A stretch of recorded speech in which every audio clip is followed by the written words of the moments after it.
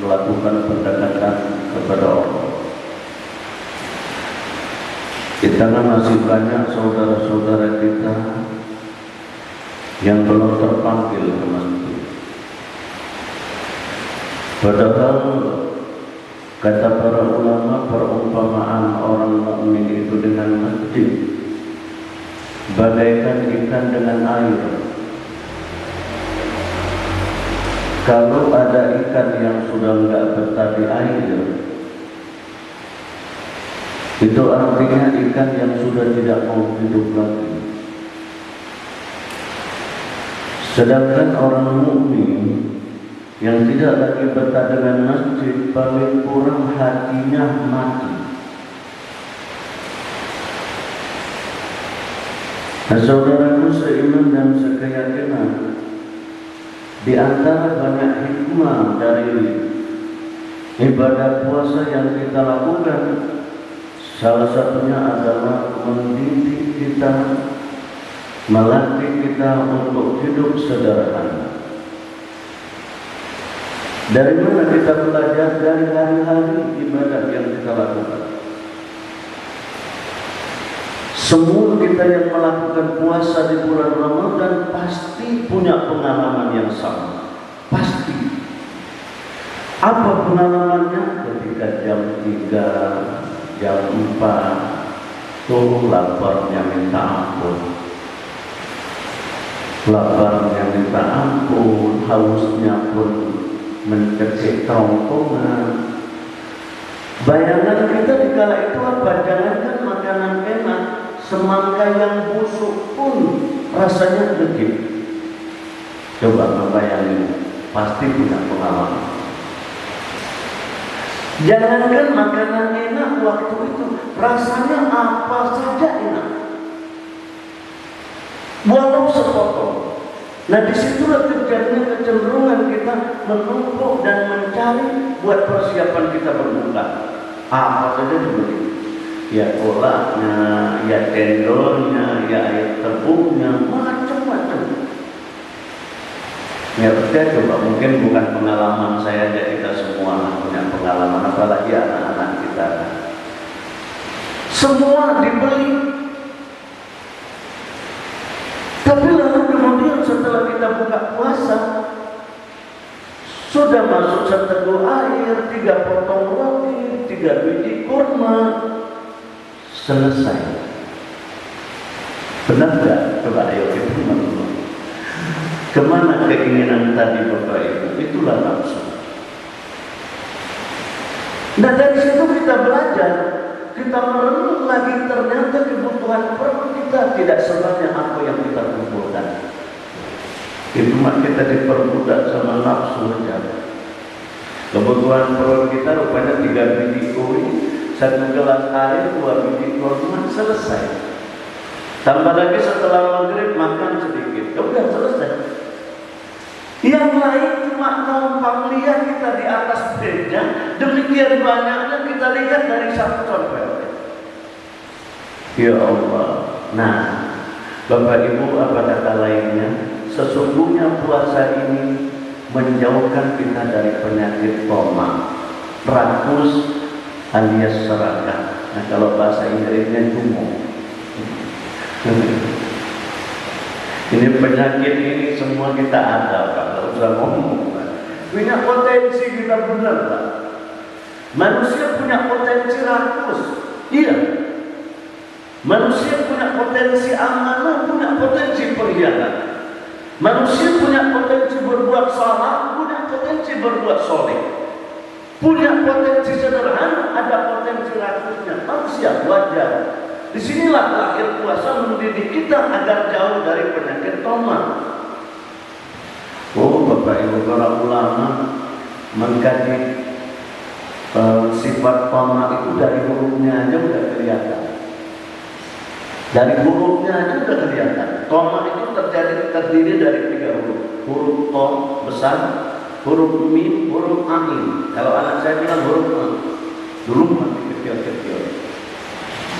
Perutnya ini toh, dan ya perutnya besar, di tengahnya huruf. Oh, bahaya teman. Huruf toh. perutnya besar, di tengahnya bolong, apa aja masuk. Itu nggak peduli, dia tidak selektif. Dia perut asbak, apa saja masuk. Dan semua orang punya potensi itu.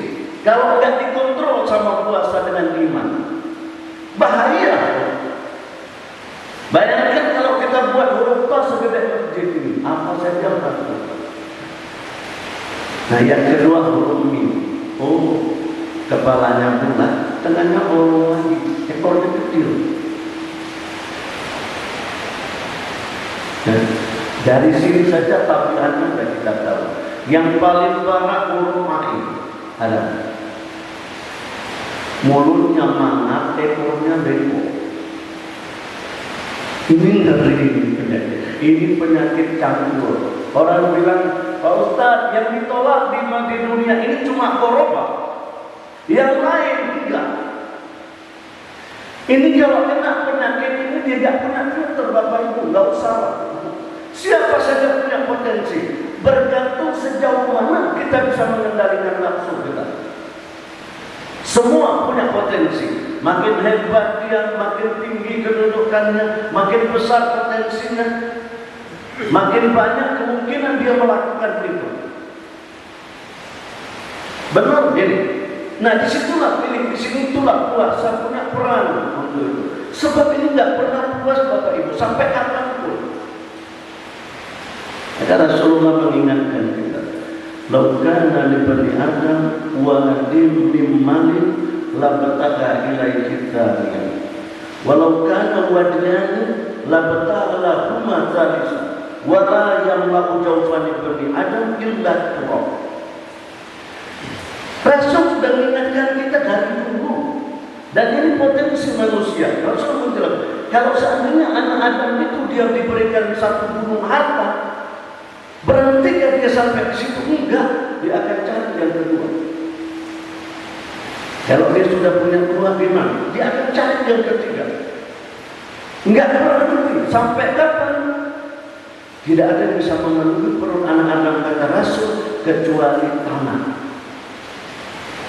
Illa turab, tanah. Tanah itu yang kurang. Kalau menurut sebahagian para ahli-ahli hikmah, ahli-ahli sofi, kata mereka bukan cuma kuburan, tapi 3 gumpal tanah yang dimasukkan ke kubur pada saat kita meninggal. Dan mereka sering mengucapkan minha khalaqnakum wa fiha nu'idukum wa minha nukhrijukum taratan ukhra. Dari situ satu bongkol di kepala, di tengah dan di kaki kita. Kalau sudah itu baru selesai. Sebelumnya enggak usah ngomong. Termasuk yang lagi khutbah. Itu lagi dakwah. Cuma tinggal saja potensi itu mampu enggak kita rem. Kita punya filter.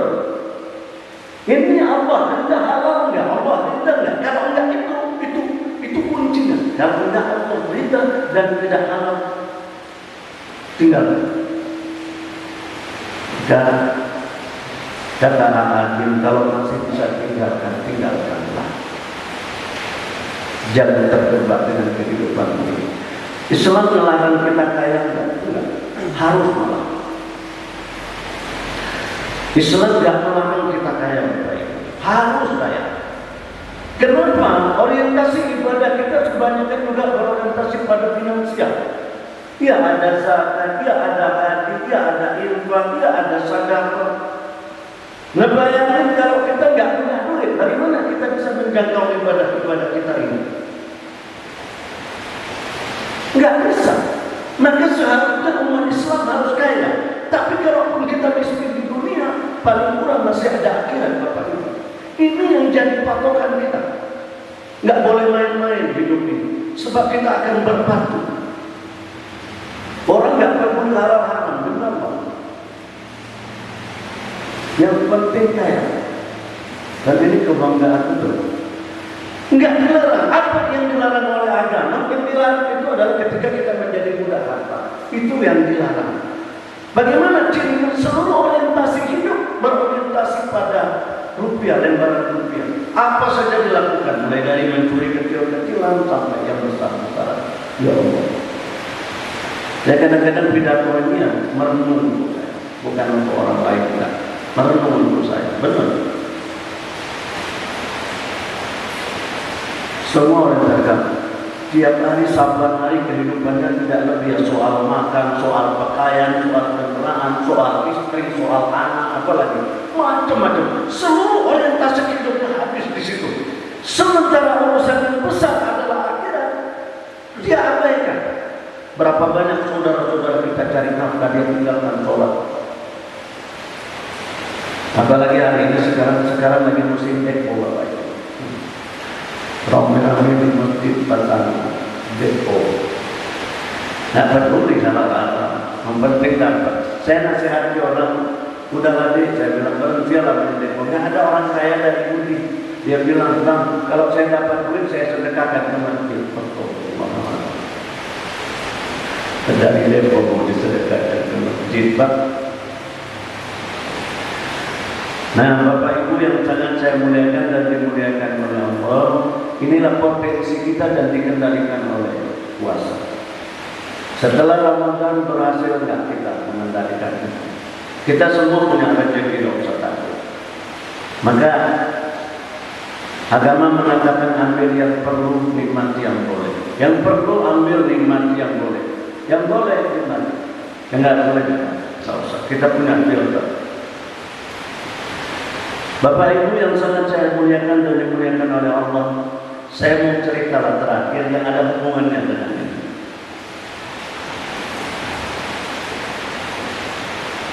Satu hari Nabi Isa, dia dijumpai sama seorang pemuda.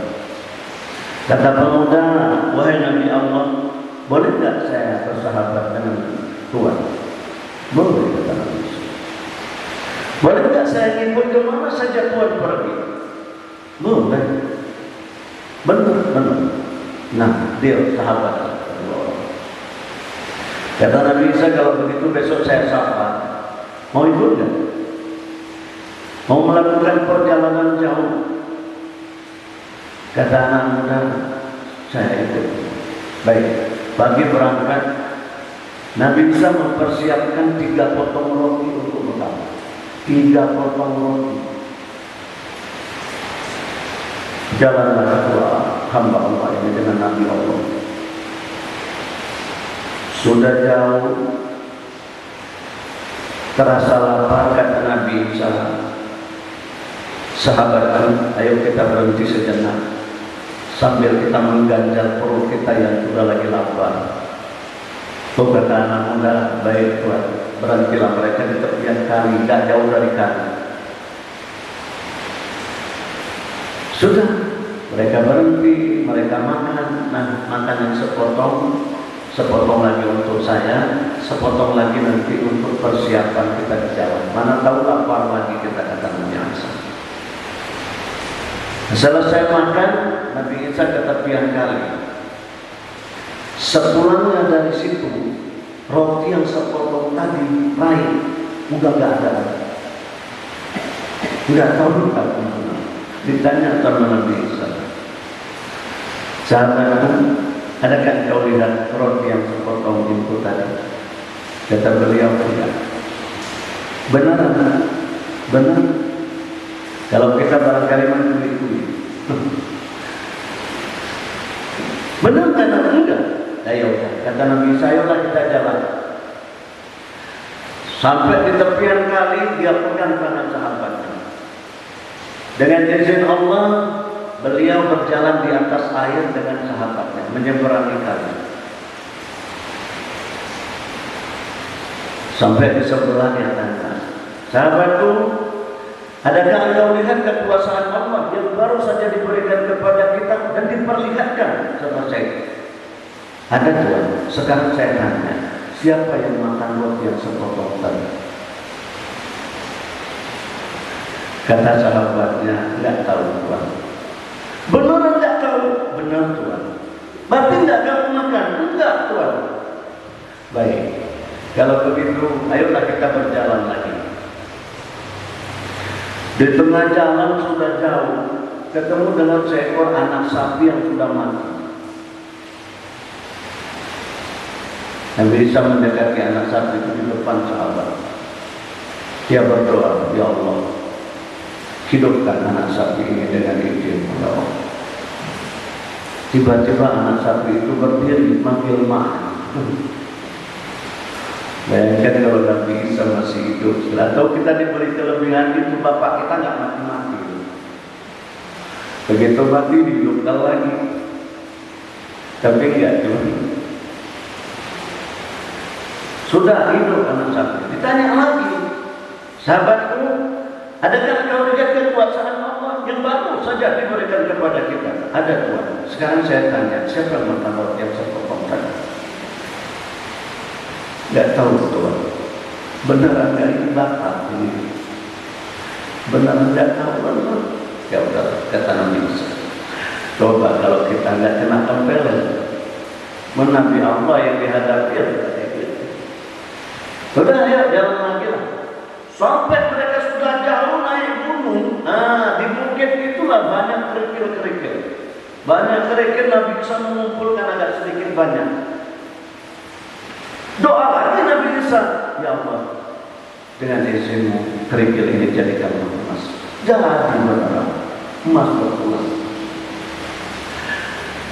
Enggak main-main. Ya, ini kawannya lihat emas. Luar biasa. Tanya lagi sahabatku, adakah kau lihat kekuasaan Allah yang baru saja diberikan kepada kita? Diperlihatkan. Saya tanya, siapa yang makan roti yang dipotong itu? Nggak tahu, Pak. Beneran nggak tahu, bener. Baiklah kalau udah Nabi Isa membagi emas menjadi 3 tumpuk, di 3 bagian. Sebahagian ditaruh di sini, sebahagian di sini, sebahagian lagi di sini ditaruh. Ditanya sahabatnya begitu dibagi langsung nanya, Tuhan ini kenapa dibagi 3? Untuk siapa? Oh, ini untuk saya sebahagian. Kata yang sebahagian lagi, nah ini untuk kamu. Yang satu lagi untuk siapa? Untuk yang makan roti. Kata sahabatnya, Tuhan yang makan roti itu saya. Allah Tuhan. Nabi Isa cuma tersenyum. Kalau begitu sudahlah, ambil semua untuk kamu dan selesai persahabatan kita sampai di sini. Nabi Isa pun pergi, tinggal. Apa selesai sampai di situ? Belum. Inilah serahkan dan dunia. Begitu dia sudah punya dapat duit, bayangannya kaya, bayangannya hebat, macam-macam bayangannya. Tapi nggak lama kemudian datang lagi musibah preman. Preman itu kan bahasanya kan cuma 2, kalau bukan duit nyawa. Kalau kita ditanya sayang nyawa apa duit? Ini emas, Pak. Sayang nyawa apa emas? Kalau dia kata sahabat Nabi saya, sudahlah nggak usah pakai kayak gitu. Gimana kalau kita bagi aja ini? Nah, kalau begitu boleh. Bagilah mereka jadi 3. Premannya datang 2, dia hanya 1. Bagi 3 jadinya.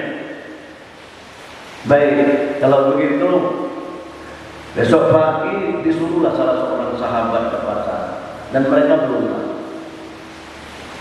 Di antara 3 ini disuruh. Tapi begitu tujuannya apa? Untuk mencari makanan karena mereka sudah lapar. Yang beli makanan dia sudah niat. Apa niatnya? Enak aja mereka keluar. Kebetulan nanti mereka dapat emas. Dalam makanan ini saya membunuh racun. Biar emas untuk saya semua. Lihat. Nah, apa yang 2 berhenti berpikir? Enggak. Yang 2 pun sudah punya strategi. Apa mereka? Begitu datang sahabatnya pakat lagi. Gimana kalau sahabat kita datang kita bunuh aja dia? Tujuannya apa? Ini emas kita bagi 2. Yang di sana sudah niat taruh racun, yang di sini sudah niat membunuh. Dua-duanya kerok. Begitu sampai sahabatnya dari pasar, langsung dibunuh, keplek-keplek, mati.